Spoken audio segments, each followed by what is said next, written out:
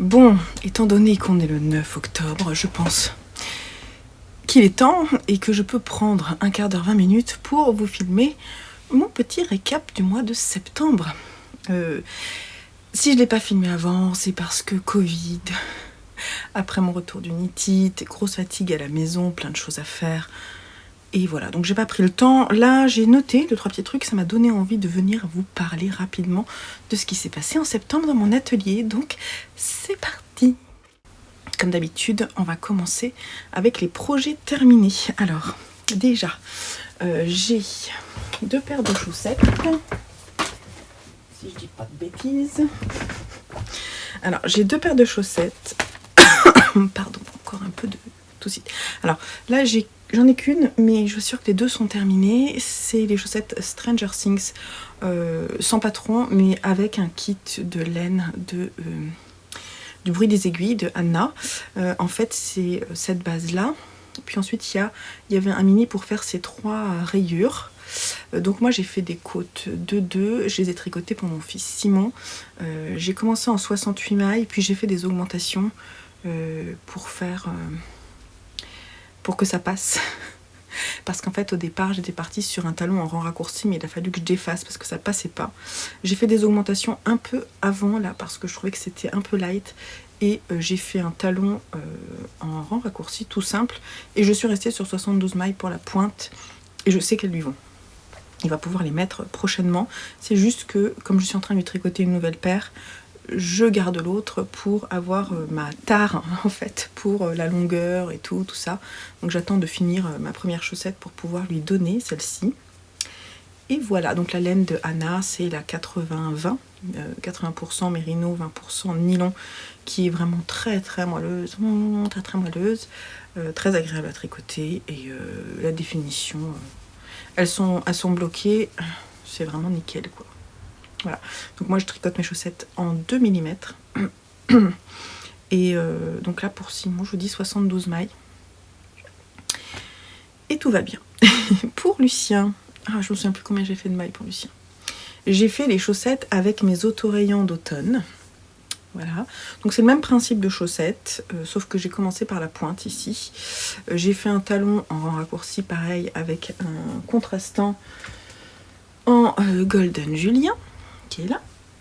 Donc ça c'est ma laine, 75% mérino, 25% nylon, avec des rayures, des vraies rayures cette fois, ça fait des rangs, ça fait 2 rangs par couleur.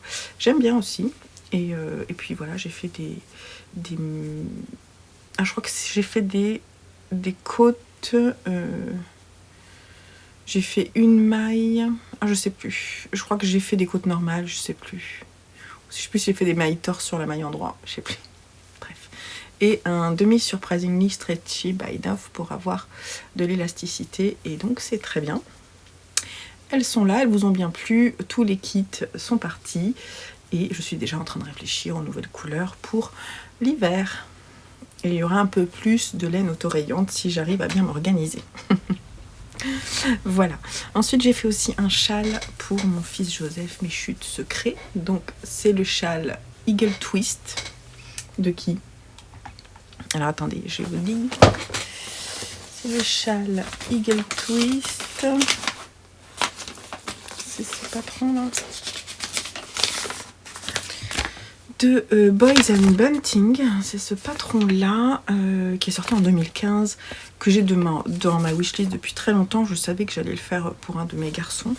Et je l'ai fait dans mes laines, dans ma Merino soie pour le coloris gris qui est le coloris Shark, et dans Merino Superwash pour, en fingering, les deux, pour le coloris Kaki qui est le coloris La Tribu.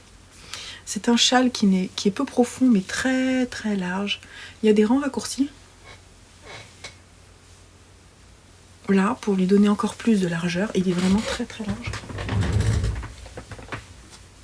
Très large. Voilà. Et au milieu, il arrive justement. Et au milieu, il y a une petite torsade. Je vais lui ouvrir. Donc c'est un châle que je vais lui mettre dans son calendrier de l'Avent. qui était très sympa à tricoter. Franchement, je vous le conseille. Et ça fait un peu des coloris. Ouais, je trouve que c'est sympa, les coloris pour le ton sur ton pour un homme. Je trouve que c'est sympa. Mon fils a 12 ans, hein, je vous le dis comme ça. Mais ouais, je le trouve très, très chouette. Voilà. Et sinon, j'ai fini mon pull, qui est comme ça. Mon pull au crochet, le Eclectic Sweater de The Missing Yarn by Cassie Ward, que j'avais envie de faire depuis super longtemps, qui m'a permis d'utiliser pas mal de restes de fil d'Eka de toutes les couleurs. J'ai pas mis à jour encore la fiche Ravelry, mais il faut que je fasse, faut que je pèse tout. Je sais pas trop quand, le week-end prochain peut-être. Il est très beau. J'avais peur. En fait, ce qui est embêtant, c'est que on fait chaque partie, rien n'est en rond sauf les manches. Et donc du coup, j'avais peur qu'il soit trop court, mais finalement c'est plutôt sympa comme ça. J'essaie de mettre des photos. De toute façon, je vais les mettre sur Instagram. On l'a photographié hier. J'avais un peu une sale tête, mais bon, c'est pas grave, c'est comme ça. Je le trouve un petit peu court. J'aurais dû anticiper. Ça, c'est un truc que je fais pas bien. Mais en fait il est très sympa. Et hier il faisait chaud, il faisait 25 ou 26, je sais plus. J'avais chaud avec, donc je vais pouvoir le mettre là. Mais je l'ai utilisé, je l'ai mis hier et ça va. Je l'ai pas bloqué et j'ai coupé les fils. Et le problème c'est, vous voyez, il y a des fils qui ressortent de temps en temps. C'est pas évident de rentrer les fils, je trouve parfois. Ils sont rentrés, hein, mais parfois ils ressortent. Voilà. Mais en tout cas, c'est un pull que je vais mettre. Je suis très contente de l'avoir fait parce que ça fait très longtemps que je voulais le faire. Et c'est une pièce particulière, on est d'accord, hein, ça ne plaît pas à tout le monde. Mais moi, je trouve que le fait d'avoir utilisé plein de couleurs fait que, en fait, ça passe. Vous voyez, ça fait un style un peu, je sais pas, comment on dit, éclectique. Enfin non, pas éclectique. Je sais pas comment dire, voilà. Mais en tout cas, je trouve que ça fait un style fun pour un pull au crochet. C'est pas toujours évident d'avoir des jolis pulls au crochet. Et celui-ci, vraiment, je le trouve très joli. Et je le trouve moderne, en fait. Et c'est ça qui me plaît. Vraiment, je l'aime bien. Je l'aime beaucoup. Donc, des projets plutôt sympathiques. On passe aux entrées, aux sorties de stash. J'ai fait le récap. Alors, la bonne nouvelle, c'est qu'il y a plus de sorties que d'entrées. Ce mois-ci. Donc, en entrée... 880 grammes, puisqu'en fait j'ai rentré 6 écheveaux pour le châle Ziggy. Je les avais pas notés dans mon stash, donc il faut que je les note. Un écheveau. Pardon. Cet écheveau-là, qui est la couleur Simplicity, en fait je le garde pour moi parce qu'il y a des nœuds dedans. Donc il va rentrer dans mon stash. Je l'aime beaucoup. J'utiliserai peut-être pour un châle pour un de mes hommes. Je trouve que c'est un coloris très masculin, très nuancé, mais très sympathique. Ça reste vraiment très sobre. J'aime beaucoup. Vraiment, il me plaît beaucoup. Donc je suis contente qu'il rentre. C'est du mérino nylon. Sont rentrées aussi ces deux petites merveilles qui m'ont été offertes par Gaëlle, Galounit, pendant le Knit It. Donc c'est de la marque Sœur Hélène, Entre Sœur Hélène, qui est une marque canadienne. La base c'est Anana qui est 80% mérino superwash et 20% nylon, et le coloris c'est Oasis.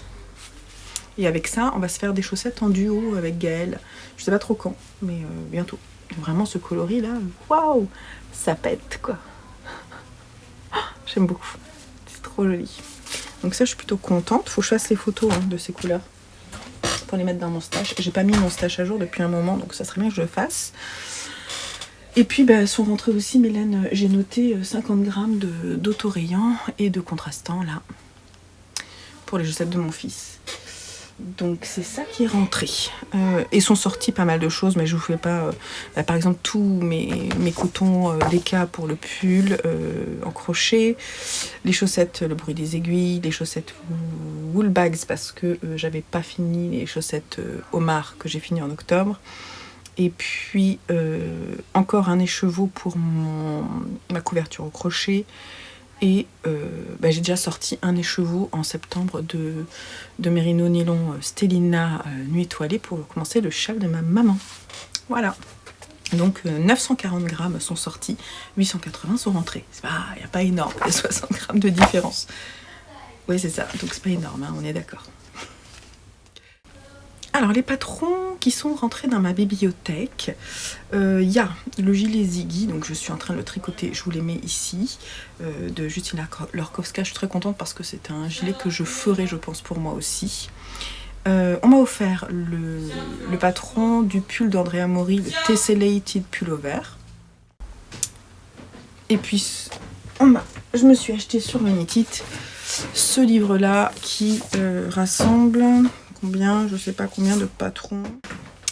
Petit point, je prépare ma lettre de délégué, de ma note d'intention de délégué.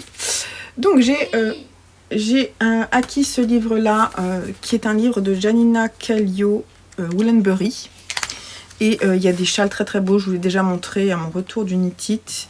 Je peux vous dire que celui qui me tente le plus, c'est celui-ci. Que j'ai très envie de faire, peut-être en duo avec Catherine de Laine de Mout. Il faut que j'envoie un message, je ne sais pas quand est-ce qu'elle veut le faire. Il est très déjaugé, mais il est vraiment très très beau. Je le trouve vraiment superbe, donc je le ferai, c'est sûr. Voilà. Et donc c'est tout ce qui est rentré dans ma bibliothèque de patrons. Maintenant, il y a beaucoup de patrons chouchous dont je vais vous parler. On y va tout de suite avec d'abord des chaussettes d'Halloween. Les chaussettes Percy de Marie-Élix avec son gros ah zut, fantôme qui me fait un peu peur en jacquard mais que je trouve très sympa. Les chaussettes Fais-moi peur de Lysandre. Oui, donc les chaussettes Fais-moi peur, donc celles-là je vais les tricoter. J'ai trop craqué. Voilà, je vous mets les infos ici, les liens en dessous vers la fiche Ravelry, je vous donne pas tout. Je sais que le patron de Marie-Élix, il est gratuit. Celui de Lysandre, il est vers 4 € et quelques. C'est pas très cher. En chaussettes, j'ai aussi les Silver Wing Socks de Fox & Folk. Donc elles sont toutes simples, une sorte de petits tipis qui sont, je sais pas si c'est brodé ou si c'est du jacquard. Ça m'a l'air d'être brodé en fait. J'ai un petit doute. Bon, je sais pas, c'est pas grave. Et en chaussettes, il y a aussi les Enchanted Pinecones Socks de Amanita, Agata Makiewicz, que je trouve très très très belle. Il y a aussi les Mudo Socks de The Petite Knitter. Ah ouais, les Mudo Socks de Petite Knitter, elles sont trop mignonnes, elles sont tout simples avec un jacquard easy pour les débutants. Ça, j'ai très envie de les faire. Je les trouve vraiment très très jolies. Sinon, après, en grosse pièce, on a le Granny Cardigan de Rory Locatelli. Cette très belle pièce avec toutes ces torsades. Vraiment, je la trouve superbe. Moi, j'ai très envie de me faire une grosse pièce avec des torsades. Au moment où je prendrai la décision de le faire, je verrai si je fais celle-ci ou d'autres parce que j'ai très envie de me faire un gros gilet avec des torsades. Le pull Passiflore de Mélina Ami que je trouve très beau. Je l'ai vu passer d'abord sur Instagram. Je l'ai vu ensuite passer au Knit-It par quelqu'un qui le portait. J'ai trouvé splendide. Donc en fait, elle a reproduit avec un petit détail de jacquard et de mailles tirées les feuilles de passiflore, les fleurs de passiflore que j'ai moi aussi dans mon jardin et que vraiment j'aime beaucoup. Donc voilà, je regarde dehors parce qu'il y a ma voisine qui bouquine dehors. Il fait bon en fait. Et donc ça vraiment je le trouve très joli. Ce détail là du yoke est vraiment splendide. Le pull tout simple mais vraiment très bien réussi, le Peeping Hot Sweater de Lily Kate France. Je le trouve vraiment joli, c'est un classique mais avec un petit twist avec j'appelle ça un boudin, mais c'est pas ces mailles un petit peu resserrées au milieu qui donnent une structure. Je trouve ça vraiment très très joli. Il y a, ah oui alors celui-là, quand il est sorti je me suis dit oh là là c'est le patron qu'il me faut pour me faire le pull col roulé orange que je veux. C'est le Niji Pullover de Eri Shimizu. Oh, il est trop trop beau et particulièrement le détail du haut du col dans le dos. Je vous mettrai des petites images quand je parle. Je le trouve vraiment superbe et je pense que c'est peut-être celui-là que je me ferai parce que je le trouve vraiment joli. Et dernier pull, le pull Filoli de Folie Ordinaire que je trouve aussi très joli avec son détail du yoke très féminin. Il y a des mailles qui resserrent un petit peu et vraiment je l'adore, vraiment c'est super joli. Donc pas mal de patrons chouchous, vous avez vu. on passe aux vidéos. Alors, il y a mes classiques, je vais pas les dire 10 000 fois, mais je vous les renote. Miss Manu au naturel, Lolipelote, Mini Malou, Liliosa, j'ai rajouté. Oui, je te fais des bisous. Et j'ai mis, alors je mets pas beaucoup de j'aime et de commentaires, mais le seul j'aime que j'ai mis au mois de septembre, c'était pour Camille de Wool & Son, pour ses envies tricot pour l'automne, parce que je trouvais que c'était super sympa comme idée de projet. Et d'ailleurs, je l'ai pas mis là dans mes favoris, mais elle a sorti une paire de chaussettes en déca avec des torsades que je trouve très jolies, je vous la mets ici. Et allez voir, parce que franchement, elle fait des trucs très sympas, j'aime beaucoup. Ses choix de couleurs, ses choix de patrons et sa façon de présenter toute douce. Si vous la connaissez pas, allez la voir. Voilà, et on va terminer avec les petits objectifs d'octobre et de futurs projets. Dans les objectifs, il y a la fin de la mise à jour de mon shop qui traîne un peu, de retour d'Unity après l'inventaire. Il faut que je mette à jour, il me manque des bases, donc ça, c'est mon gros objectif. Je l'ai quand même fait en grande partie, on va dire à 70%, mais il me reste les 30 dernières pourcents. Donc je vais y aller, tranquillou, parce que c'est petite forme en ce moment. Et donc ça, c'est cool. J'aimerais finir une grosse pièce cadeau. Finir la couverture au crochet et faire des petites choses pour Halloween, notamment une paire de chaussettes et une petite déco. Voilà, ça c'est mes objectifs d'octobre. J'espère y arriver, on verra fin octobre, enfin début novembre, ce que je mettrai dans mon récap. J'espère que cette vidéo, elle est assez courte, vous aura plu quand même, et puis finalement j'ai réussi à la tourner. Yes! Et on se retrouve très très vite sur la chaîne pour un nouveau vlog créatif par ici. Je vous fais des bisous. Allez, bye bye!